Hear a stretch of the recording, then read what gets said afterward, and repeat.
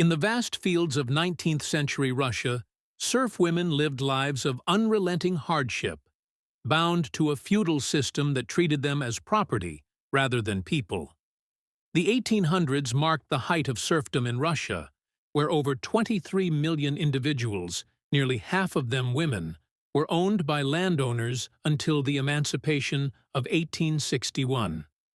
These women toiled in the fields, cared for their families, and endured the whims of their masters, their existence overshadowed by a society that valued their labor over their humanity. Their story is one of sorrow, resilience, and quiet resistance, a narrative often buried beneath the grandeur of Russian imperial history.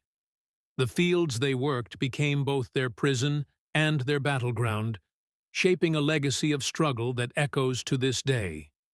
Russian serfdom, rooted in centuries-old traditions, was a system that bound peasants to the land and their masters with little hope of escape. By 1800, serfs made up nearly 40% of Russia's population, with women playing a central role in agricultural labor.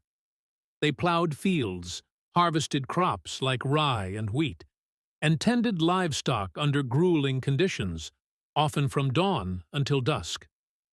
Historical records from the period, such as those from the Russian State Archive, describe women working alongside men, their hands calloused and bodies weakened by malnutrition.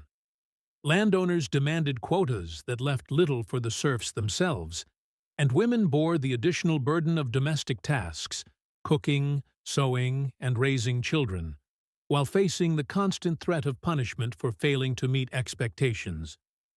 The lives of serf women were marked by vulnerability to violence and exploitation, a reality sanctioned by the feudal system. Landowners held absolute power, with the right to sell, punish, or marry off serfs at will. Women were particularly at risk, subjected to sexual abuse and forced marriages to strengthen alliances between estates. Accounts from the 1840s, recorded by abolitionist writers like Alexander Herzen, detail instances of women being whipped for minor infractions or separated from their children as punishment. The lack of legal recourse left them defenseless, as serfs had no standing in courts dominated by the nobility. This systemic oppression turned their daily existence into a struggle for survival, with their bodies and labor exploited to sustain the wealth of the elite. Despite their subjugation, Russian serf women found ways to resist, their acts of defiance often subtle but significant.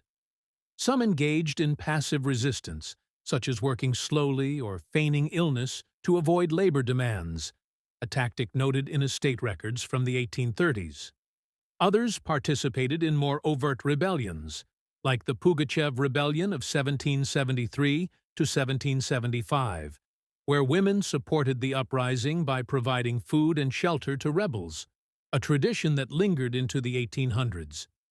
These acts of courage were risky, met with severe retribution, yet they offered a glimmer of agency in a world designed to strip it away. Their resistance was not just physical but cultural, as they preserved folk songs and stories that kept their spirits alive amidst the sorrow. The family unit, though fragile under serfdom, became a source of strength for these women, who fought to protect their children despite the odds.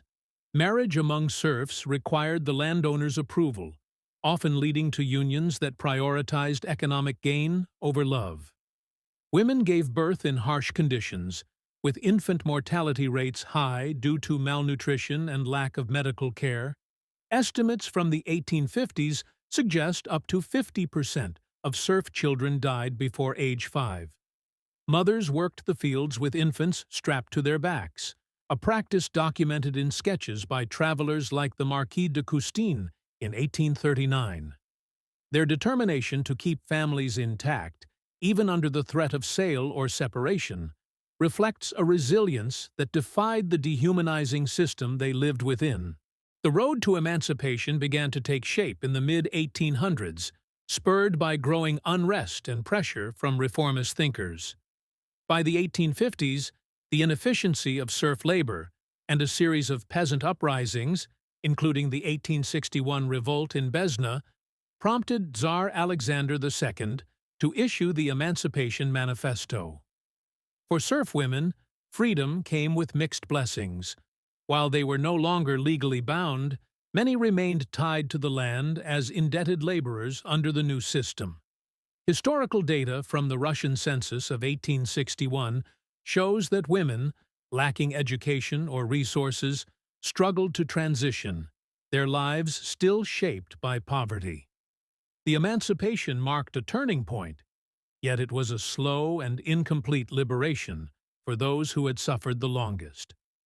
The Pugachev rebellion, though occurring earlier, left a lasting legacy of resistance that inspired serf women in the 1800s. Led by Emelian Pugachev in 1773 to 1775, this uprising against Catherine the Great saw women like the wives of rebels providing critical support, a tradition that persisted in smaller acts of defiance throughout the century. Oral histories collected in the 19th century recount women smuggling messages or hiding tools, risking their lives to aid the cause. While the rebellion was crushed, its spirit lived on, fueling the discontent that eventually led to emancipation. These women's contributions, though rarely documented, were vital threads in the fabric of Russian resistance. The cultural impact of serf women's lives extended beyond their labor, shaping Russian art and literature. Writers like Leo Tolstoy, in War and Peace, drew inspiration from the stoic endurance of peasant women, while folk tales preserved by serf mothers influenced the national identity. Their songs, often sung in the fields, carried themes of longing and hope, passed down through generations despite efforts to suppress them. The 1861 emancipation allowed some women to leave the land, with a small number finding work in emerging industries, yet the majority remained in rural poverty, their cultural legacy a testament to their unyielding spirit. Reflecting on the lives of Russian serf women today, we see a history of sorrow intertwined with remarkable resilience. The emancipation of 1861 was a milestone, but its benefits were uneven, with many women continuing to face hardship well into the 20th century. The Soviet era later recognized their contributions, yet their individual stories remained in the shadows. Modern scholars, like those from the Russian Academy of Sciences, estimate that serf women's labor accounted for a significant portion of Russia's agricultural output, a fact often overlooked in historical accounts. Their struggle challenges us to reconsider the cost of feudal systems and the strength of those who endured them. The legacy of Russian serf women is a call to remember the human cost of oppression and the power of quiet resistance. Their fields of sorrow were also fields of survival, where they nurtured families and cultures against all odds. As we honor their memory, we are reminded of the importance of amplifying forgotten voices, ensuring that their stories are not lost to time.